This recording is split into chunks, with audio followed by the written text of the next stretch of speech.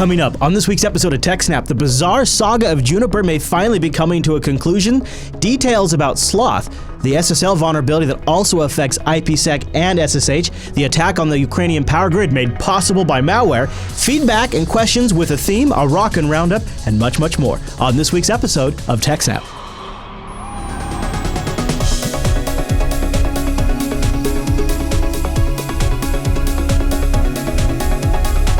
Hi, everybody, and welcome to TechSNAP. This is Juniper Broadcasting's weekly systems network and administration podcast. We stream this episode live on January 14th, 2016. This episode is brought to you by our three fine sponsors, DigitalOcean, Ting, and iXsystems. I'll tell you more about those great sponsors as this here show goes on. Oh, our live stream? Why, that's powered by the incredible Scale Engine over at scaleengine.com. You should go check that out. My name is Chris, and joining us every single week is our host, the admin, the tech, and the teacher, Mr. Alan Jude. Hey there, Alan.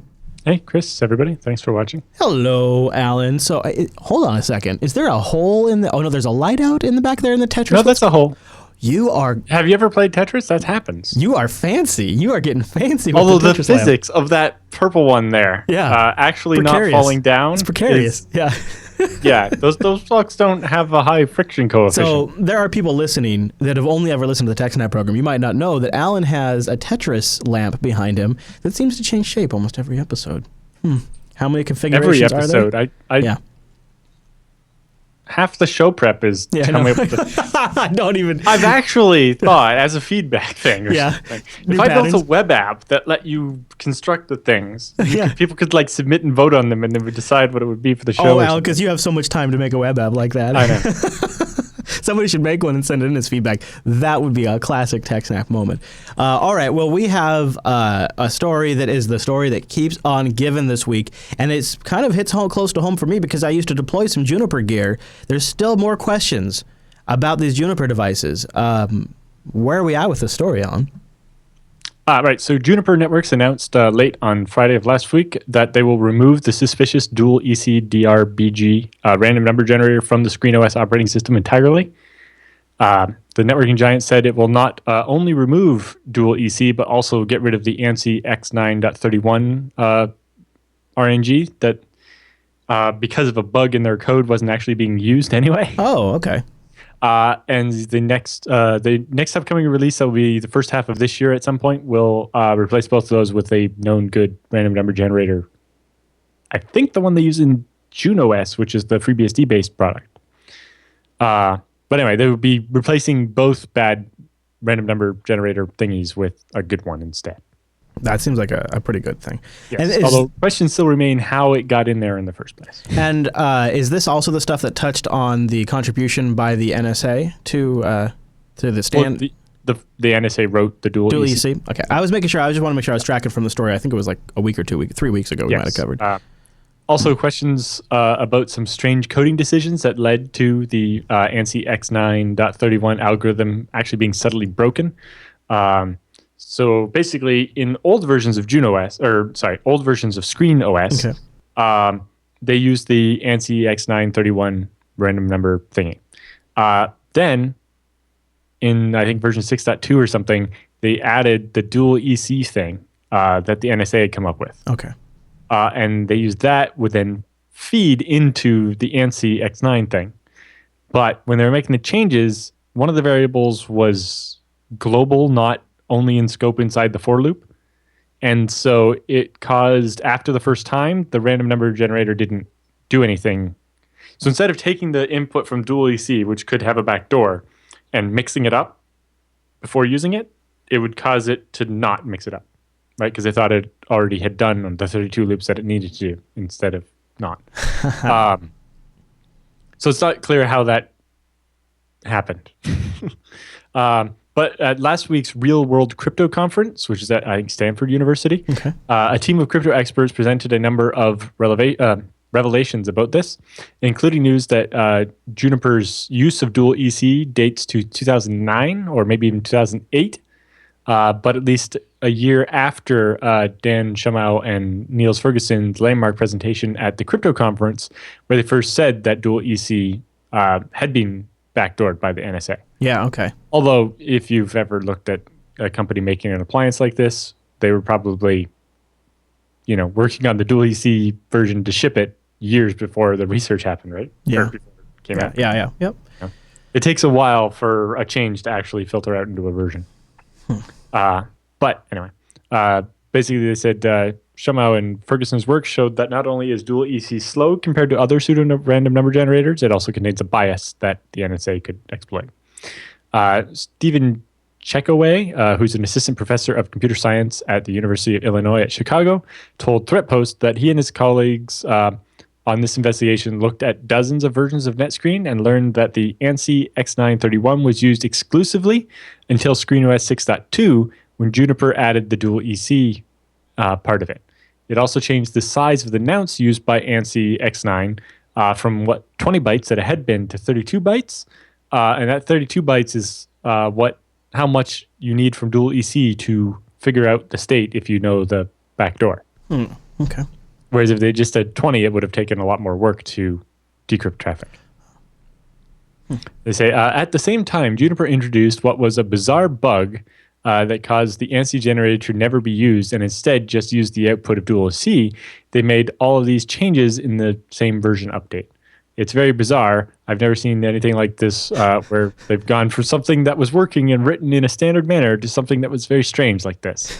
It's bizarre. It's the bug that enabled another attack to replace the dual EC constant with a different one thought to belong to the NSA. So, the fact that Juniper started using dual EC was one problem, but it led to down the road, somebody switched the constant out so that they could monitor the traffic. The scenario harkens back to the documents leaked by NSA whistleblower Edward Snowden, in particular NSA's Project Bull Run, which explains the NSA's subversion of dual EC and eventually the revelation that RSA Security was allegedly paid $10 million by the NSA to use the algorithm in their products. So here's like a little help you out with the development fund kind of thing. Well, we're not saying that's what happened, but somebody stuck this code in Juniper. They don't know if that was, one person who maybe was getting paid by the NSA, or if it was, Juniper overall being paid by the NSA, or how it happened. At one point, I know a lot of products were looking at using dual EC because it was the NIST standard, and the government was going to require any government hardware support dual EC. But Juniper's original reasons for using dual EC might have been legitimate. Yeah. Okay. They want to sell lots of routers to the government. But anyway, now the SSH backdoor, on the other hand, was clearly malicious, and there was no way you could say that wasn't purpose. So, yeah, that definitely feels to be the case. Why do you say definitely, though? In that case, because you don't accidentally have a static password that looks like a chunk of assembly, so it's not obvious when you're looking at the code, right? Okay. Yeah, I guess the fact that they tried to obscure it. Somebody definitely did that on purpose. I'm not saying Juniper did. Doesn't seem like the kind of thing somebody just builds in, though, on a whim. Yeah. So, right. In the end, I think... Don't you think it's fascinating? Here we are a couple of years and change or whatever after Snowden, and we are still sort of unraveling some of the things, some of the moves the NSA made a decade ago to sort of lay the groundwork for this level of surveillance. They've been working on this. Well, the security experts have been warning us about that the whole time. We just weren't. We're like, you're paranoid. Conspiracy theorists. Even paranoids have enemies, they say. Yeah. You're not paranoid if they are actually out to get you. But so in this case, the fact that Juniper made this public makes it seem, or maybe that's just what they want, but it makes it seem like they were not in on this. Well, they have to try to regain customer trust because of the type of devices they're selling to the market, and also I think in particular being transparent about it is part of their including a huge market outside the U.S., this is what really hurts. Well, yes, I don't have it handy, but the best illustration of all of this is a little network diagram. You got the cloud over here, that's the internet, and then 4 firewalls, and then the computer or the kind of pie wedge looking symbol that they use for a network. And it's got the 4 firewalls, and it's like, well, you want this brand of firewall to protect you against Chinese exploits, this brand of firewall to protect you against Israeli exploits, this one for Russian, and this one for US. Wow, that's right. So you buy a firewall from Russia to protect you against American exploits, and you buy a firewall from US to protect you against the Chinese ones, and you buy a Chinese one to protect you against the Israeli ones. Wow, that's something. Something like that, so that because wherever you're buying the router from, it probably doesn't protect you against that government, right? Well, any other thoughts on that story, Alan? That is the Juniper saga. Hopefully we'll find out more, but it's been fascinating to follow this Juniper story for a few weeks now. I mean, it's been going on for more than a month. Mm-hmm. All right, well, let me tell you about something else that's awesome. That's DigitalOcean. Use our promo code SNAPOcean at DigitalOcean to give us credit and to get yourself a $10 credit. DigitalOcean is a great way to set up and spin up your own rig up in the cloud in just seconds. Less than 55 seconds, you're going to have your own rig. And the pricing plans start at only $5 a month. That gives you 512 megabytes of RAM, a 20 gigabyte SSD, 1 CPU, and a terabyte of transfer. And they got data center locations in New York, San Francisco, Singapore, Amsterdam, London, Germany, Toronto. You can go hang out with Alan. Yeah, actually, I got to look at moving mine. Yeah, why not? I use DigitalOcean as my backup mail server because that was awesome.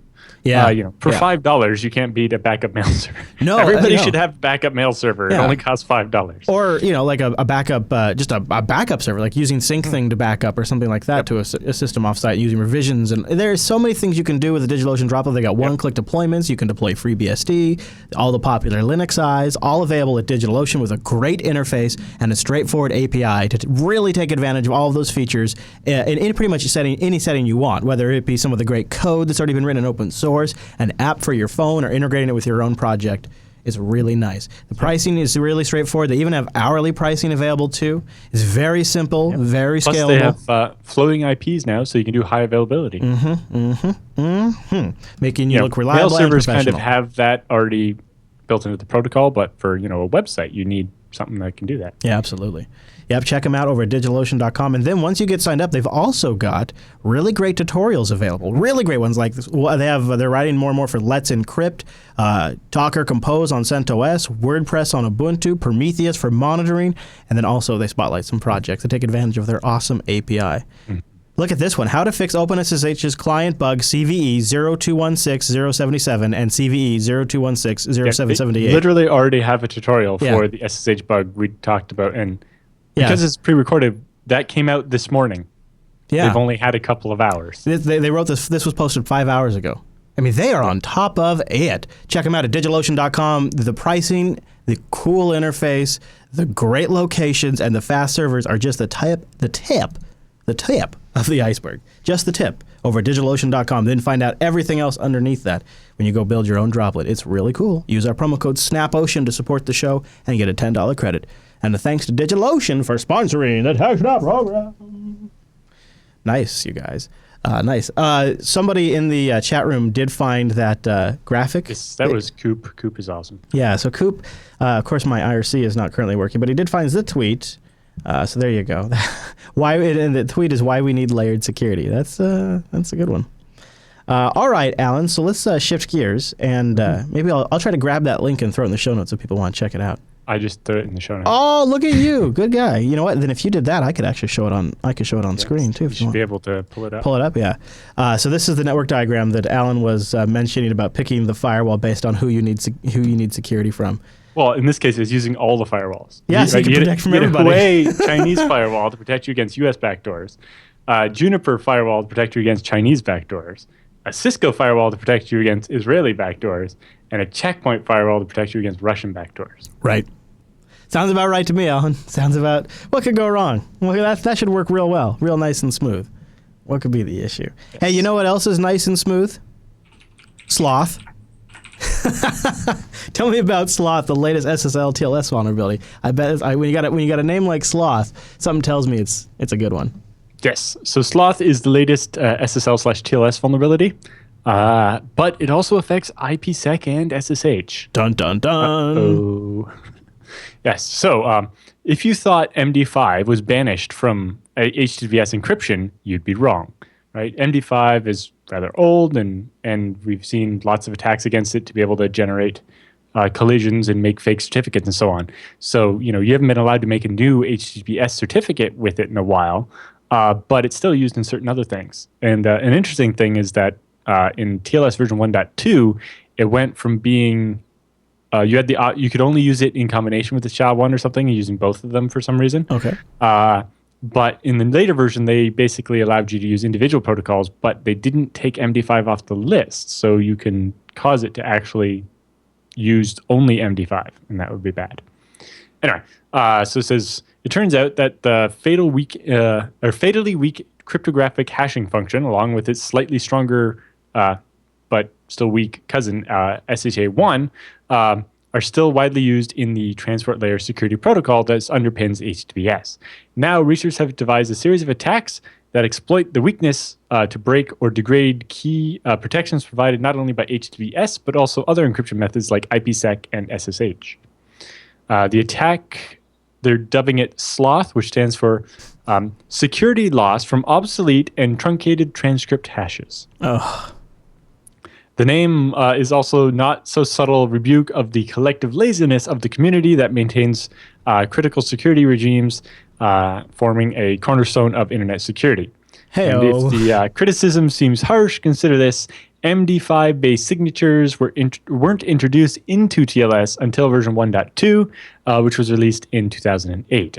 That was the same year researchers exploited cryptographic weaknesses in MD5 to allow them to spoof a valid HTTPS certificate authority for any domain that they wanted. Although SHA-1 is considerably more resistant to so-called cryptographic collision attacks, it too is considered at least theoretically broken. So no one's actually done it yet, but the way to do it exists. MD5 signatures were subsequently banned in TLS certificates, but not in some other parts of the protocol. It says, notably, we have found a number of unsafe uses of MD5 in various internet protocols, yielding exploitable chosen prefix and generic collision attacks. The researchers wrote in their technical paper, which came out Wednesday at the Real World Cryptography Conference. We also found several unsafe uses of SHA-1 that will become dangerous when more efficient collision finding algorithms for SHA-1 are discovered. So, we should start replacing those now so that it's not a big deal when it happens. Mm-hmm. The most practical Sloth attack breaks what's known as TLS client authentication. So normally the idea with SSL is, you go to your bank's website and they send you their certificate, which says some third party has verified that we're actually this bank, and you trust that third party because it's pre-built into your browser, right? And that's how you are sure that you're not talking to a Russian cyber criminal trying to pretend to be your bank. But it can also work in the other way, or both ways. So some systems like OpenVPN, but also software like, they have a list here, but even the billing system at Scale Engine, actually, I use this so that I can authenticate with a certificate instead of a password, because it's basically like having an SSH key for a website instead of my password, or in addition to do multi-factor. Anyway. They say some banks, corporate websites, and other security-conscious organizations rely on this to ensure that an end user is authorized to connect to the website or VPN, right? So, we use SSL so your bank can verify to you that they are really your bank. But if you're connecting to an OpenVPN or you're connecting to your corporate billing system or something, you can also use a certificate to prove that you are who you say you are. But this Sloth attack allows you to spoof that. It works largely the same way as TLS server authentication, except that the end user proves who they are to the server. And that's how OpenVPN does authentication if you set it up with for multiple users, which is probably how most people have their OpenVPN set up. Yeah.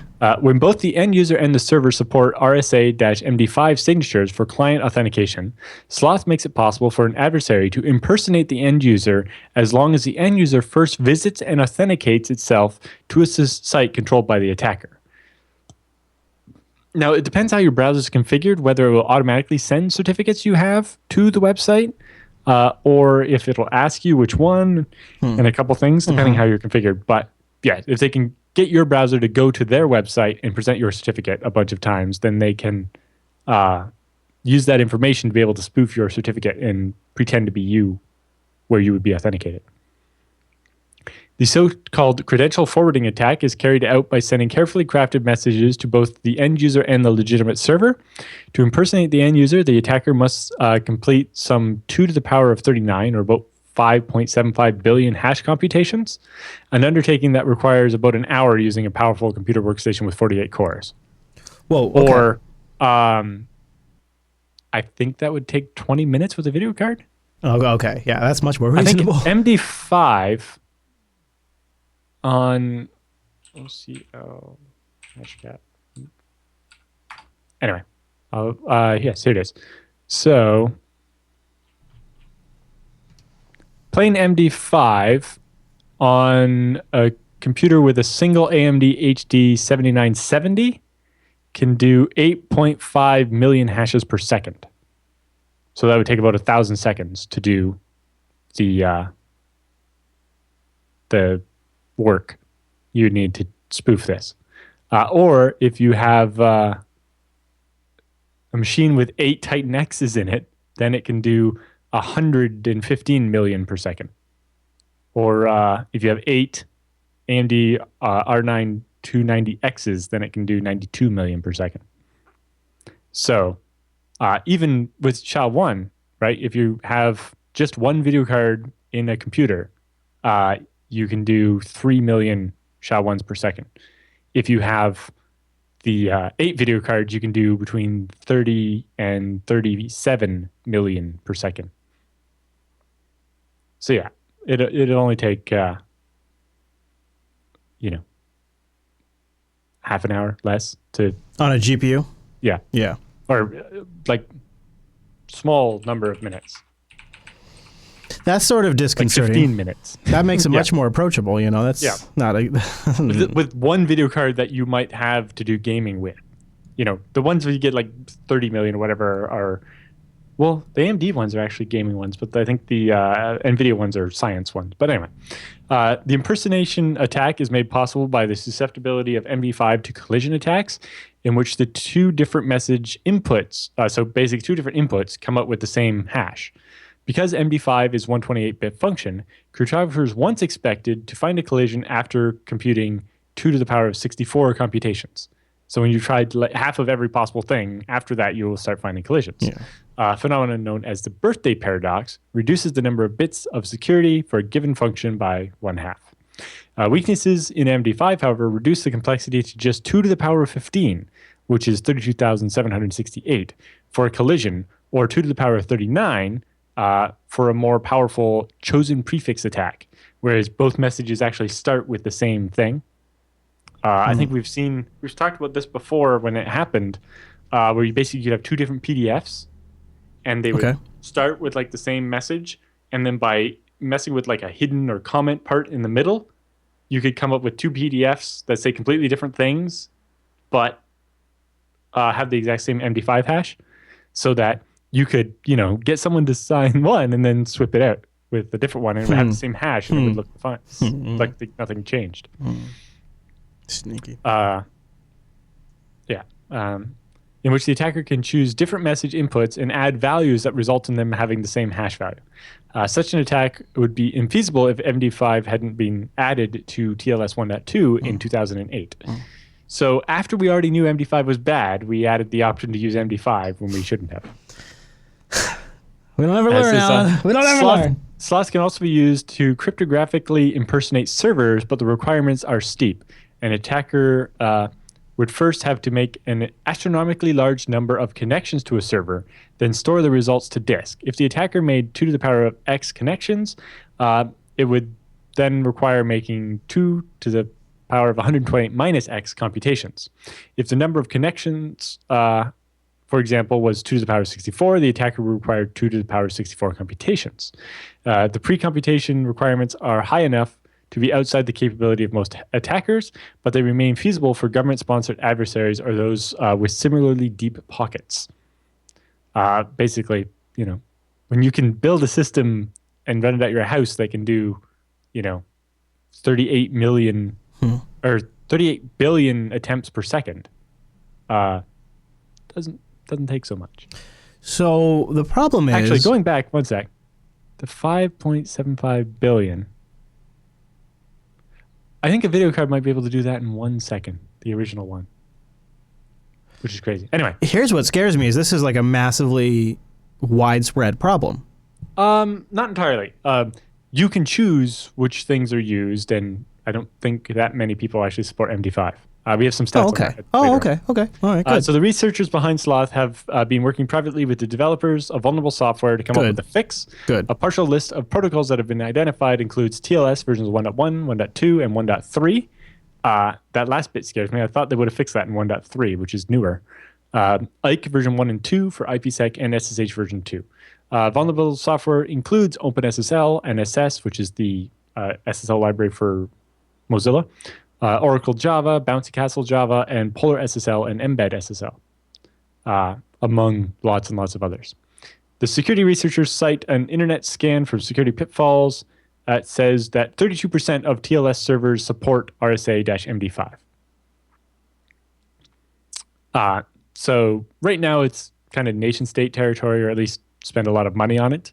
Although you could get lucky if you just sat there and ran it for a while. But in the end, hopefully, before it becomes more feasible by computers getting faster, we will, and MD5 having more weaknesses discovered, we'll be able to phase it out. Amen to that, Alan. Amen to that. Mm-hmm. Well, I really don't have much to add to it. I don't have much to contribute. It seems like at least this is manageable. They're working with the developers already as we read this, so that's extremely good. So now it's just a matter of anybody who's actually enabled it to take whatever resolutions are available to them. Huh. Okay. Well, for some reason, I feel like every time we do one of these stories, I have less and less faith in any of these things ever being fixed. Any other thoughts on that story, Alan? I don't mean to bring it down, but I was like, I see these things and I think, boy, if it's an institution that's using MD5, they're probably also not an institution that's staying very current, that is updating, installing patches, or following trends. Like, it seems like these people are the worst case scenario, but I don't mean to stereotype. But it just seems like that's a bad one. All right. You know what? Let's shake it off. Let's shake it off. Let's just shake it off like Mariah Carey and Ting. Go to techsnap.ting.com and get your Mariah Carey on and shake it off. Ting is mobile that makes sense. No contracts. No early termination fees. You just pay for what you use. Flat $6 for the Ting account. They have GSM and CDMA for you to choose from. Great customer service. A rocking control panel. All the features you'd expect. If you want to use tethering, you just turn it on. You just check the box in the operating system. Ting is totally cool with that. If you want to use Wi-Fi and save a whole bunch of money, you can do that as well. I had one of my lowest bills ever recently, and it was through the holidays because everybody's just a little Wi-Fi savvy. I really like that. Also, for you cord cutters, they went through and did a roundup of the smart TVs that don't suck at CES for cord cutters, and the ones that were top of their list are actually the ones running Firefox OS. And the other nice thing about Firefox OS is the update for the latest Panasonic TVs. They're actually going to ship it to all of the old Firefox OS TVs too. They're already on the market. So Ting talks a little bit about that, which is really cool. And they also talk about getting more out of Google Now on their blog. So if you haven't visited the Ting blog in a little while, go get a little insight on the company. While you're over there, check out their devices. They just recently posted the Moto G, a great budget Android phone with a really good Android experience, $168, no contract, no early termination fee, unlocked, you own it. And then you just pay for what you use, $168 to get a third-gen Moto G on Ting. That's a great deal. That's a great deal. You can start saving today by switching. If you're not sure how much you would save, they have a savings calculator on their website. Go to techsnap.ting.com, punch that how much would you save button, punch it with your fist. Put your current usage in there, and they'll tell you. Check them out, techsnap.ting.com, to support this show. Go look at their great services, and they have a great deal for the TechSNAP audience. techsnap.ting.com, and a big thank you to Ting. I am at scale right now, probably using the S out of my Ting hotspot as we record this episode in the future. I am bringing my Ting Netgear Zing with me, which gives me how much data I've used, how many devices, all my Wi-Fi settings right there on a touchscreen. I don't have to use any crappy web interface. I can just do it right there on the device. And I got it by going to techsnap.ting.com. Okay, so there's been an attack on, I guess, the Ukrainian power grid. Yes. That was maybe enabled by malware sneaking in there. What do we know, Alan? What are you learning at this time, as they say? Nobody says that to me. Anyway. No, but CNN says it all the time. So yes, there was basically a cyber attack against the Ukrainian power grid by fairly sophisticated attackers. So they say the attackers demonstrated planning, coordination, and the ability to use malware and possible direct remote access to blind system dispatchers, cause undesirable state changes to the distribution of electricity and infrastructure, and attempt to delay the restoration by wiping SCADA servers after they caused the outage. Nice move. This attack consisted of at least 3 components. First, the malware, then a denial of service attack on the phone system, and the missing piece of evidence in the final cause of the impact. Current evidence and analysis indicates that the missing component was a direct interaction from the adversary and not the work of the malware. So in other words, the attack was enabled by a malware, but consisted of at least 3 distinct effects. So original versions of the story seem to suggest that the malware getting into the power plant is what caused the outages. And that's not it. No, the malware enabled it. They were purposely caused by people purposely turning the power off. They just managed to get into the network with the malware. With the malware, yeah. Which is very typical. Right. That's what we would expect to see, really. Because the malware included something called like kill disk or something, they thought that just maybe the virus getting in there and killing the SCADA system was how they turned the power off. But the SCADA system is a control system. So, if you don't turn the switch off, like the physical switch for the power, then if you turn off the computer that controls the switch, right? It doesn't turn the power off. Right. So that was either reporting error or not enough details. Not enough detail in the original. But from like a theory standpoint, if you were going to have malware that say these had electronic switches, if you're going to write malware to actually go in and do this, it would have to be very specifically targeted malware. I mean, you'd have to essentially have the hardware you're writing for to even write the malware to begin with. Well, it'd be a massive task to actually have malware do this work, is what I'm saying. Well, while they're not, pointing fingers, this is fairly obviously nation-state attack. Right. And Ukraine is currently in conflict with another country that would benefit from turning their power off. Anyway, they say the cyber attack was comprised of multiple elements, which included denial of view to the system dispatchers and an attempt to deny customer calls that would have reported the power out. We assessed with high confidence that we were coordinated attacks against multiple regional distribution power companies. Some of these companies have been reported with names that I cannot possibly pronounce. Per Carpati Nundabagonagaro. That's not per Capati Albaganero. I don't know. Yeah, and Kivo Blednegro. The exact timeline of which utilities were affected and the ordering is still unclear and is currently being analyzed, but we do know that the one of the companies provided public updates to its customers, shown in the notes there, indicating that an unauthorized intrusion that happened between 3:30 and 4:30 local time disconnected 710 kilovolt substations and 23 35 kilovolt substations, leading to an outage for about 80,000 customers. So it appears that malware got into the network onto the workstations at the power company, allowing the attackers to gain a foothold in the network and then move laterally around in that. They also used this foothold to deny operators at the power distribution system a correct view of what was happening. So you're the power distribution guy, and you're sitting at your desk here, and you have this thing that's showing you how the power grid's running, and they spoofed it so it looked like it was fine. So as they started turning off these switching stations, as far as the operator is concerned, everything's working fine and nobody's having a problem. Then they combined that with a denial of service attack against the phone system so that customers whose power was out couldn't call the power company to tell them the power is out. So the power company is still unaware that the power is actually out, right? Because their view from the monitoring systems is being faked and their phone system is being denial of service. So their phones aren't ringing. Right. Then the attackers used the malware to interfere with the efforts to regain control of the computers in the SCADA systems. It sounded like they basically completely wiped the SCADA system, so they were, bricked. And so they couldn't be used to regain control. So from what's being reported, ISC SANS has managed to get they don't have exact timing, but they know that an adversary initiated an intrusion into the production SCADA systems. They infected workstations and servers to disrupt the other stuff. Sure, makes sense. They acted to blind the dispatchers so they wouldn't know the power system was being messed with. they actually to damage the SCADA system hosts, the servers and workstations themselves, so that action would delay the restoration and introduce risk, especially if the SCADA systems are essential to coordinated actions. So on top of if you take out the controller, it means someone has to go to the site to physically turn it back on. You can't just do it remotely with the SCADA system. It also means that, automated systems that are supposed to prevent the grid from failing don't kick in because the computer's broken, right? And also the action makes forensics more difficult. If you completely erase the SCADA system, you can't get its logs of how they got broken into, right? And they flooded the call center to deny customers the ability to actually call in and report. And so the power company wasn't aware of what was actually happening at first. Although, because of the way SCADA systems work, it is almost a certainty that the attackers purposely opened the breakers to turn the power off, and not that it happened just because they wiped the SCADA system. So just because they destroyed the computer doesn't mean destroying the computer took out the power.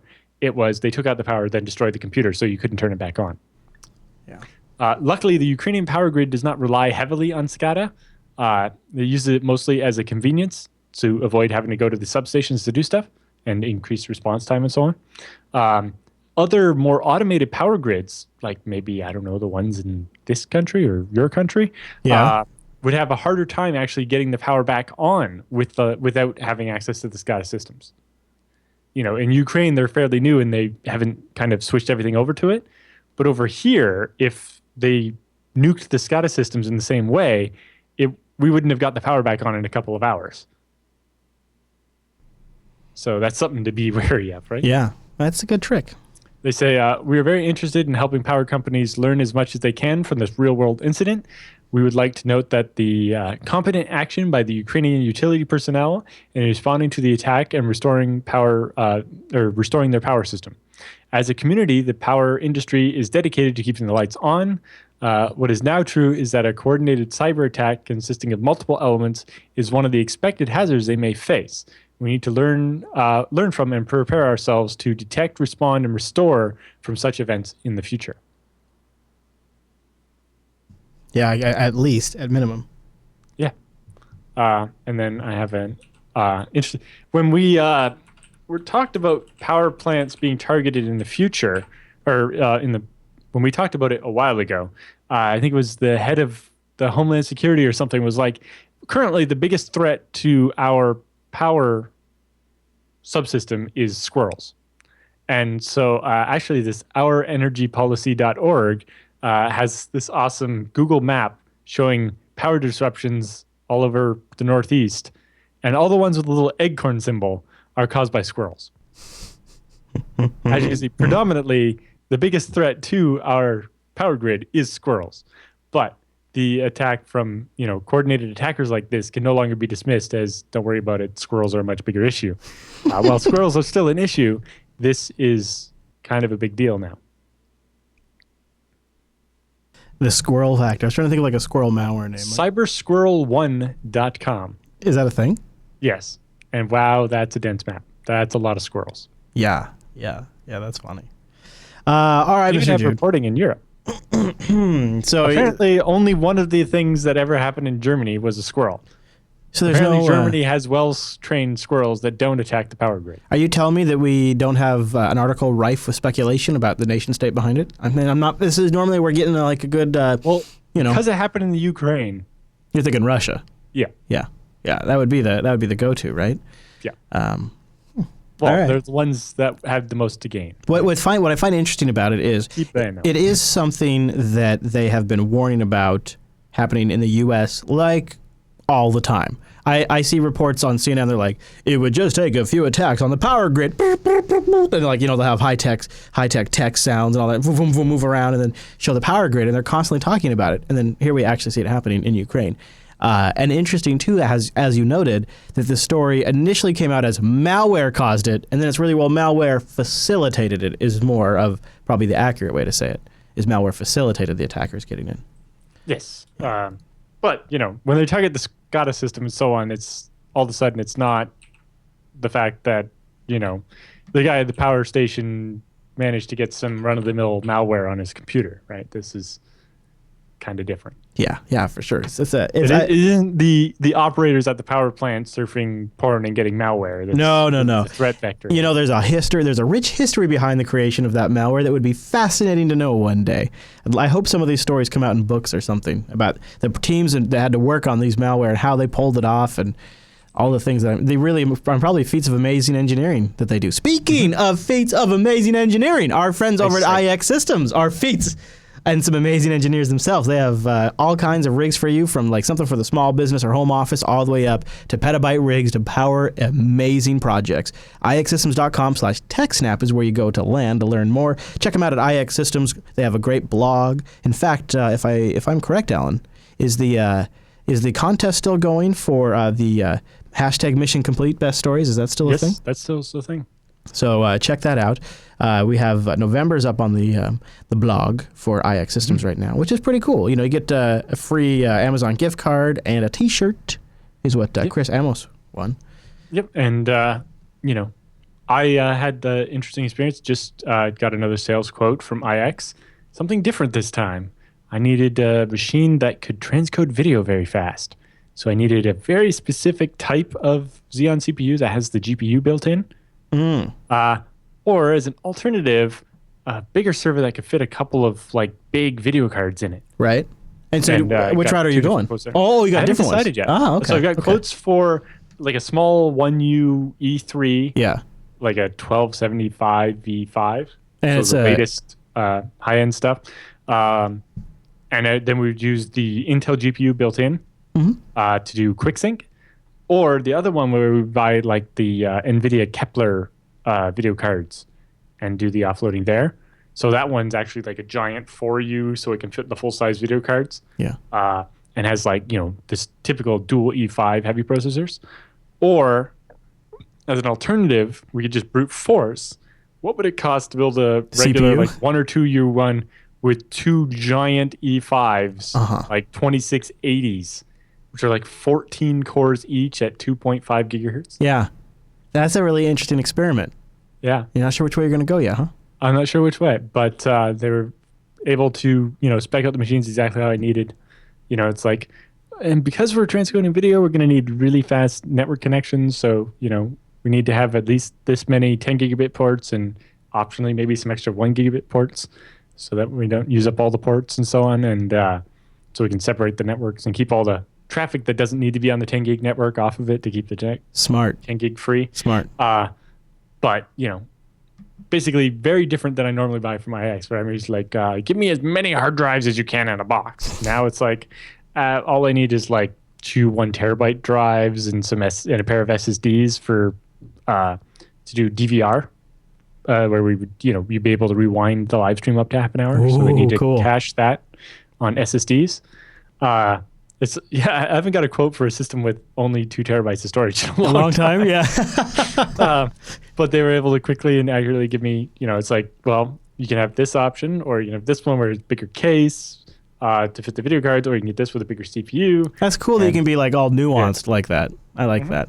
Yeah, check them out, iXsystems.com. Go to iXsystems.com/TechSNAP to give us support for your visit and also to get their excellent buying guide. iXsystems.com/TechSNAP.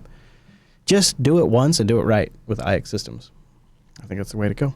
Right now I'm probably down at Scale, so be sure to check out the Jupiter Broadcasting website for all kinds of content from Scale 14, the Southern California Linux Expo, going from January 21st to the 24th. And on the 22nd, we're going to have a meetup, so you can find out more about that at meetup.com/Jupiter Broadcasting. I would love to see you there. We're probably going to do a lunch a little bit after Cory Doctorow's keynote. We'll go out, get everybody, because there's no food facilities at the Pasadena Convention Center, I'm told. So we'll gather up our crew, and we'll go find some lunch and have a great geek meetup. So meetup.com/Jupiter Broadcasting for details about that, and check out Linux Action Show and Linux Unplugged, probably in the next couple of episodes, for our Scale coverage. All right, with the news all done, that means it's time for the TechSNAP feedback.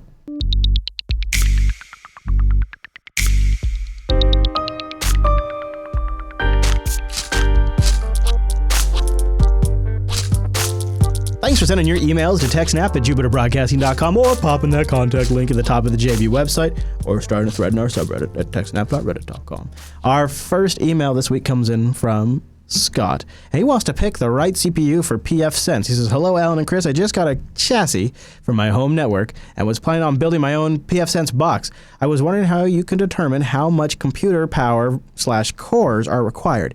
I know it's kind of a complex question that depends on how many extra features you're using on pfSense, but I figure there's probably a ballpark way to determine what you need for a base for each speed connection. I currently have a 25-25 connection, but plan to upgrade once better speed options come in. That doesn't at least rake you over the coals. I also have about 4 users and about 15 devices, but most of the traffic on those devices is internal, so it really shouldn't be hitting layer 3 all that often. I also would like to mess around with extra security features that PF offers. Thanks, Right. Scott. So yeah, for under a gigabit of traffic, pretty much any CPU will be fine. So then you know, power might be a consideration and stuff. If you're looking at building a server yourself, then you're probably, you know, looking at standard PC components. So, you know, a low-end i3 or something. I guess you can look at the Celerons and Pentiums, but, you know, the low-end i3s are usually not that much more and so much better. You know, once you get up to trying to push a lot of packets, especially very small packets and so on, you can start to be a limit on CPU, but, you know, if you're only routing a gigabit, you're pretty much fine. So you think It's like only even when if you're he's trying to do doing like like 10 gigabit, if he's doing like packet capture, maybe he's doing right NTOP. now, if you're going to start trying to do Squid and NTOP and Suricata and so on, then you're going to want more CPU, especially if you're going to be like virus scanning files as they go through and so on. So it depends how much that you're going to do. But even then, you know, a regular i3 is Yeah, you know, 3 I mean, plus gigahertz in 2 cores. Yeah. If you really want to push it, go with an i5 so you get 4 cores. But I would say i3 or i5 processors fine. yeah, an i3 is probably slightly lower power. You can compare them at ark.intel.com, and you can put up a couple side by side. Oh, nice. And the best is just watch for the power usage. You know, the number of watts it's going to draw, and you probably want the smaller one. But it makes it very easy to compare the number of cores, the number of gigahertz, and so on to kind of pick. And it also has the approximate price. Although the prices on the arc.intel.com site are for like a crate of 1,000 of them. And so those won't, you know, that's not what you're going to pay when you go to the store. But it gives you a number to tell how much more this processor is than that processor, kind of thing. Yeah, that makes sense. But yeah, an i3 is probably going to be able to do anything you want to do at home with your connection that's, you know, only 25-25, or even if it's 100, you know. I used an old Pentium 3 until I got over a gigabit, and mostly the change there was just that it didn't have the whole machine didn't have gigabit network cards in it. Now we have a theme. Alex writes in with our next question. He says, I want some top 5 pfSense newbie tests. So he says, longtime listener of the show here. After listening to Alan talk so long about the benefits of BSD, I finally took the plunge and purchased a pfSense kit for my home. My ISP is BT, because he's English, and I received their fiber to the cabinet service to get an unmetered 40 down, 10 up connection. My question is, as a home user who's experienced with Linux, but not so much with pfSense, what are your top 5 you must absolutely do these things first newbie tips? I'm looking for some router level ad blocking, maybe run a TFTP from a box, if that's possible. And finally, is it worth running a local DNS server? I'm already using the VPN and RRD graph functionality, and I really like it. Thanks, keep up the great work. Ionic Badger. So yeah, the ad blocking I think is just like a plugin, so you won't even have to go outside the web interface to do that. And they also have security programs like Suricata and so on. But yeah, ad blocking, I imagine somebody's already got a thing set up for that, and you just got to do it. Running your own DNS server, you could.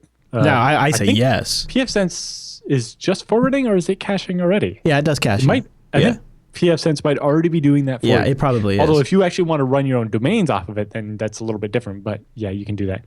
I don't know how... PF blocker, by the way, is the ad blocker. Yes, yeah. PF blocker. There's something to Google for. The TFTP thing, I don't know how... Because pfSense is designed to be an appliance, it's not that easy to do too many custom things on it, which is really the only reason why my router here is vanilla FreeBSD, because I wanted to be able to do a bunch of weird things like run some beehives and so on. Did you mention Suricata already? Yes. Okay, yeah, well, which is like a IDS or IPS type DarkStat is or bandwidth D to monitor network stats would be good. I used DarkStat a lot when I had when my ISP first introduced bandwidth caps at 75 gigs a month. That was a big issue for me. Yikes! Yeah. Also, I love NTOP. Love NTOP. I just feel like it gives me such an interesting snapshot into what my network is actually talking about. But really, with pfSense, as far as have to do, there's pretty much nothing. It's all good out of the box. Yeah. But as far as you want to do interesting things with it, then there's lots. You can Check. I mean, these are obvious. Plug in things and look for things that it also takes care of syncing to NTP. So make sure your clock's right. Make sure you like the way it's logging. If there's any alerting you need to set up, stuff like that. But yeah, it's really you're gonna have a good time, Alex. You're gonna have a good time. All right, one more pfSense question to round out the theme here. Goran writes in, hello, Chris and Alan, Happy New Year, and I wish both of you success in the upcoming year with mini Linux and BSD cons. This time I have a pfSense question for Alan. I have a pfSense firewall at home, and I wonder if there's a way to use free Wi-Fi hotspots that I can connect to from within pfSense so I can have internet access when my primary ISP goes down. I suppose I need to add Wi-Fi adapter to pfSense, but since I have never done such a thing, I wonder if it's even possible, or if it's too complicated to implement. If not, how about using 3G or 4G modems in pfSense? Thanks for the wisdom. Keep the shows coming. There are guys on pfSense to do what's called dual WAN, where you basically have two internet connections. And I suppose you could do that. I don't know if the GUI in pfSense really has anything for connecting to another Wi-Fi, but it might. I don't know. If it does, basically combining that with the regular, dual WAN type setup, and then you basically have that second internet connection to fail over to. And yeah, since you don't care, when your internet goes out, you're not going to be worried about your already established connections. You just want any fresh ones to be able to go over the other route until your internet comes back. So dual WAN is definitely a popular topic with pfSense. So if you look in their forums and so on, they'll have lots of information about it. If it's not very easy to make it connect to Wi-Fi, you can usually get I bought these little Japanese things. It basically has an Ethernet port that you would plug into an extra card on the pfSense, and then it connects to the Wi-Fi, and it would provide you a wired connection to your neighbor's Wi-Fi to use for your pfSense. Although, in my experience, if my cable went out, my neighbor's was out too, and so Wi-Fi didn't help much. But that would be an interesting... So what you're really doing is you're bringing Wi-Fi in over an Ethernet connection, not even worrying about Wi-Fi at the firewall level, because it just thinks it's another Ethernet interface. Yeah. That's a good idea.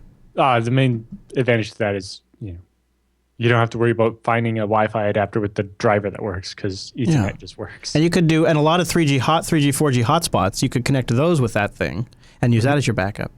And then, do you know the software name off the top off your head on? I guess it'd probably be different for pfSense that manages the failover. Well, it's just called dual WAN. It's not a software. It's just a feature, right? Oh, okay. No, that's not. I would love to have that here. Connections, basically. I would love to do that here at the studio. Maybe with Comcast as the primary because it's the fastest, and then DSL as the backup. Or the Rover. You're paying for a DSL connection you don't ever use. That's true. That's true. That's why 3G would be nice because we're already paying for that data connection. Right, and you would only use data on it when. Yeah. But if this happens in a show and you're streaming. Yeah. That's a lot of. It'd have to be a calculated decision for sure, but it would be very nice to have that option. Yep. Hendrik writes in with our last bit of feedback. He says, hey, Chris and Ellen, a year ago I sent an email in about a security system for web applications that I'm working on. Today I released version 2 of that system. I'd be glad if you could take a look. Maybe it's something the viewers would be interested in. It's at that's SHDOW.ZEQCURE.org. Secure is spelled with a Z. Yeah. Thanks. Keep up the work. So I did take a look at it. Shadow D. Shadow D at Secure spelled with a Z. Yes, thank you. It's easier said that way. It's a kind of a neat site, Alan, and it's I'll pull it up here on the video version. Shadow Daemon is a collection of tools to detect, record, and prevent attacks on web applications. Technically speaking, Shadow Daemon is a web application firewall that intercepts requests and filters out malicious parameters. It's a modular system that separates web applications, analysis, and interface to increase security, flexibility, and expandability. It's released under the GPL. I've seen similar efforts like this, like Apache had mod security, and then somebody built something similar for Nginx and Varnish. But doing it at this level is definitely interesting. I agree. So it's pretty cool. So the big thing is basically it would intercept any SQL injection attempts and block them. And then, the log from that could help you find it if it was actually vulnerable in your app and fix it. Yeah. Although this program wouldn't tell the difference. It would just see anything that looked like an SQL injection and block it, whether or not it would have actually hurt your app. Oh, still But nice though. Yeah. Very interesting thing. Yeah. And support for PHP, Perl, and Python. Pretty cool. Pretty cool. You guys can check it out. We'll have a link in the show notes. Thank you for sending that in. Thanks to everybody sending in their feedbacks and their questions. We want more of them. Go over to jupiterbroadcasting.com, click the contact link, choose TechSNAP from the drop-down, send in your security, your network, your performance, your storage, your infrastructure, you name it. We'd love to answer it. TechSNAP at jupiterbroadcasting.com to send it directly, or techsnap.reddit.com to let the community answer as well. And with the feedback all done, that means it's time for the TechSNAP Roundup.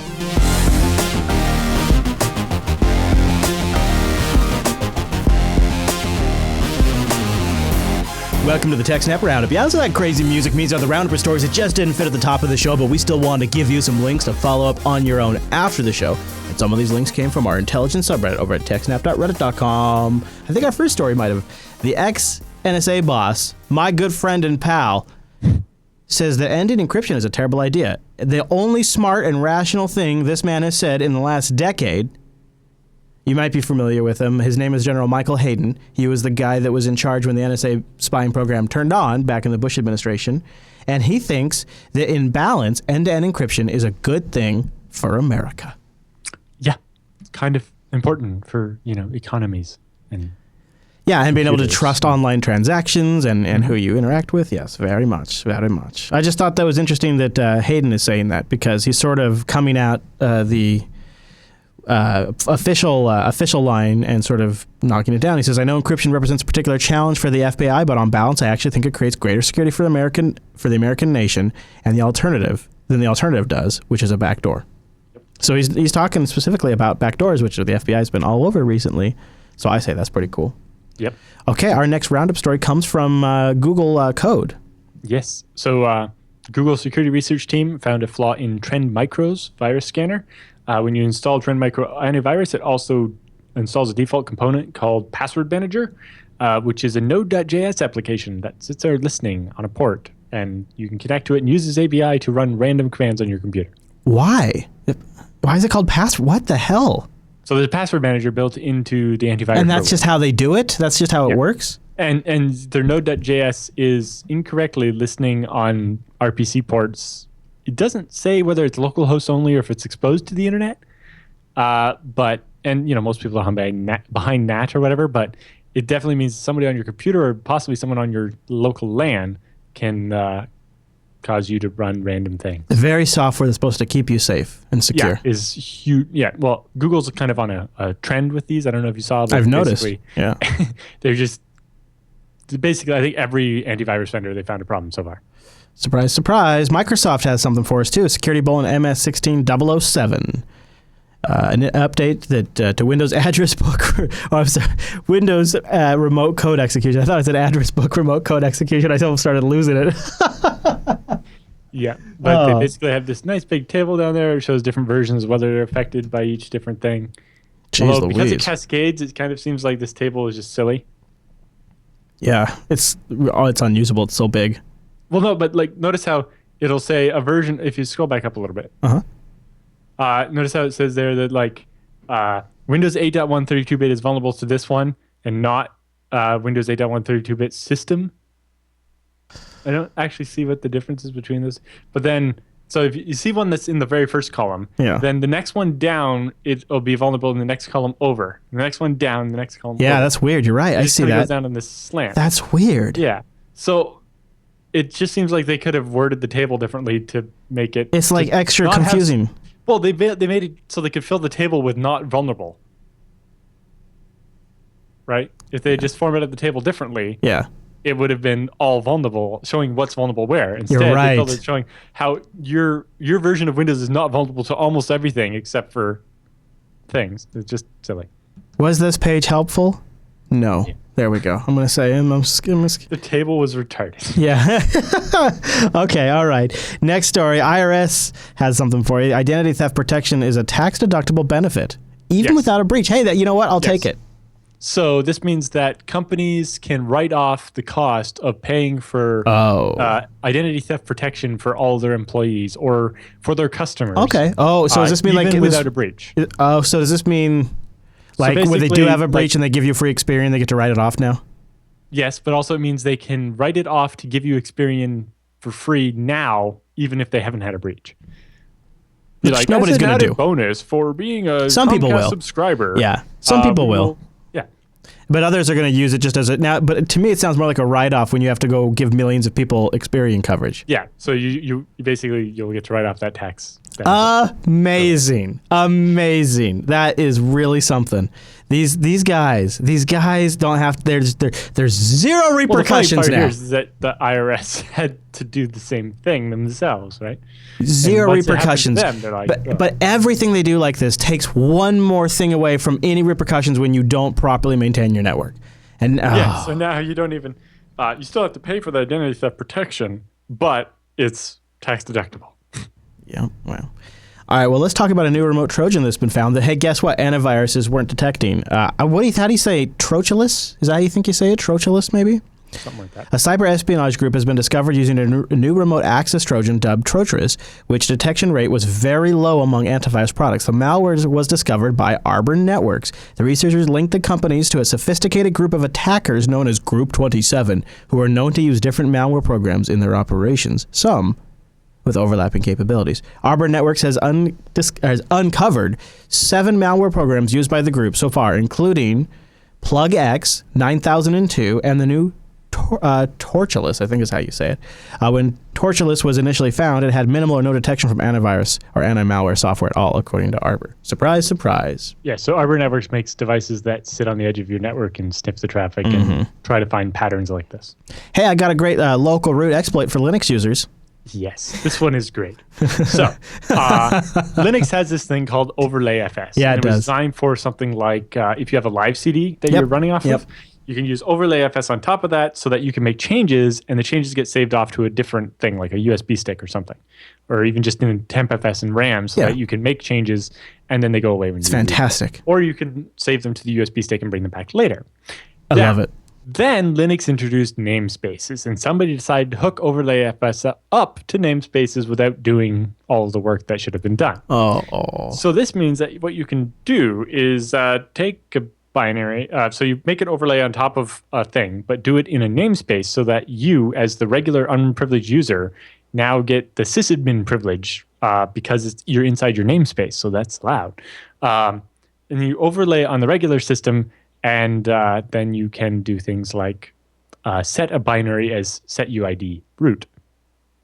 Because even though on the original one you can't change the permissions on the file because you don't own it, because on the overlay you can, because you have the sysadmin privilege, you can fiddle with things and make something setuid root or change the permissions on something that already is setuid root and overwrite it or whatever, so that you can run things and get a root shell. So yes. Linux namespaces plus overlay FS equals a free root shell. Man, Alan, I like overlay. All the details in the space. I like namespaces and I like overlay FS. Dang it. Yes, but they probably shouldn't have been hooked together without doing some extra work. Well, how else are you going to have Docker images that are awesome? Hello? See, so in FreeBSD, we have jails, right? And in the default configuration, obviously, a user in a jail can't mount any file systems. They're restricted to the one they have. However, you can turn it so that they are allowed to do that. So you can allow them to do things if you want. But each file system supported by FreeBSD has a flag in the driver that says whether or not it's supported in jails. And we don't set that flag until it's all been audited and checked and we're sure that it's not going to cause this type of a problem. And then once it is, it has special modes. Oh, we're in a jail. Let's make sure that we don't let them do things they're not allowed to do. And it seems like Linux namespaces maybe need to have something like this so that you can't just combine them with a file system that wasn't designed with namespaces in mind with the extra checks that we required. Overlay FS assumes that if you're doing it, you're already root on the machine. And so it doesn't do checks to make sure you're not setuid rooting a file. Whereas once you put it in the namespace and let a regular user do it, there's a whole bunch of extra checks you need to start doing. That should have been obvious. Yes and no. It's not something everybody thinks about, right? setuid root is one of those things that's just horribly complicated. That's a good point. Technology is so complicated. Maybe we're taking the wrong approach. Maybe instead of trying to do technical solutions, you should call on this witch. Motherboard talked to a witch who casts viruses out of computers with magic. The Wiccan Witch, who is also an ordained minister through the state of California, not only offers services for people struggling with romantic heartache, depression, and other ailments, but she also exorcises viruses from computers. No problem is too small, too big, or too weird. Too weird is her motto. She can do a love spell, but she'd rather face off with ghosts and demons.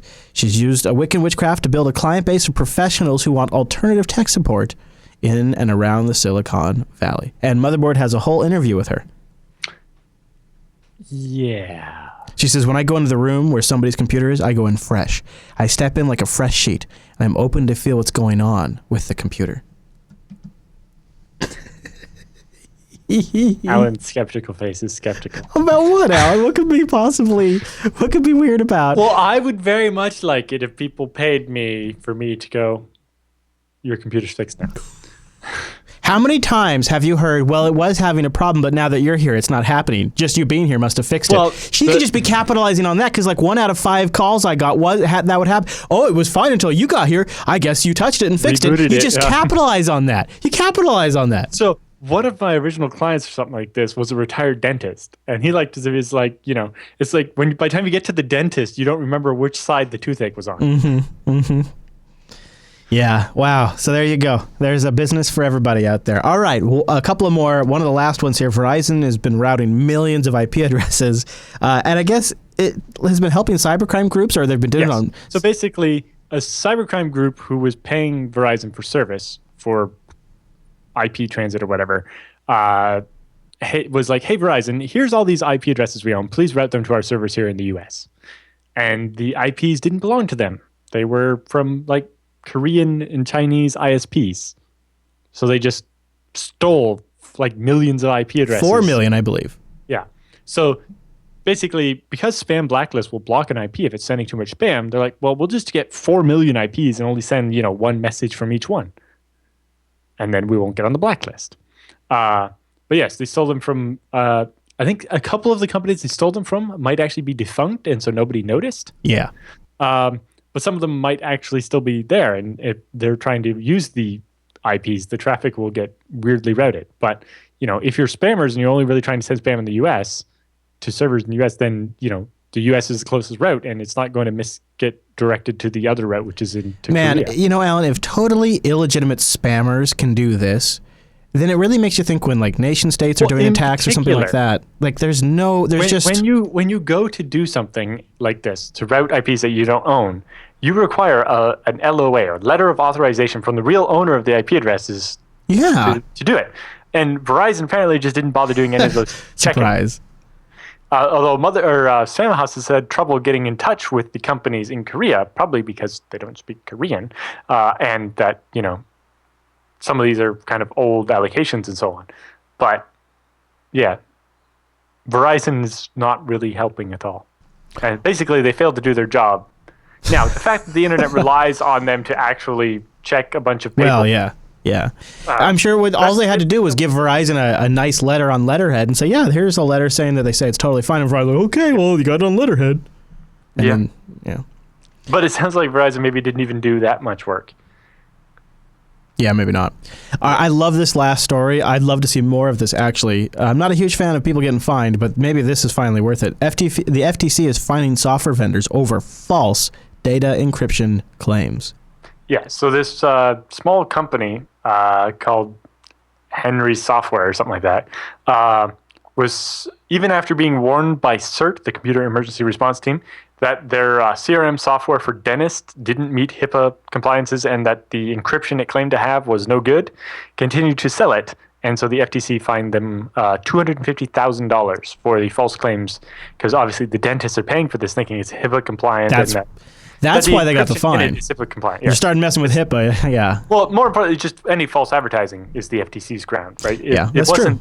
It'd be a different entity if it was mostly. No, I just mean that if you start going to that, that's gonna show up on somebody's radar. And that's yeah.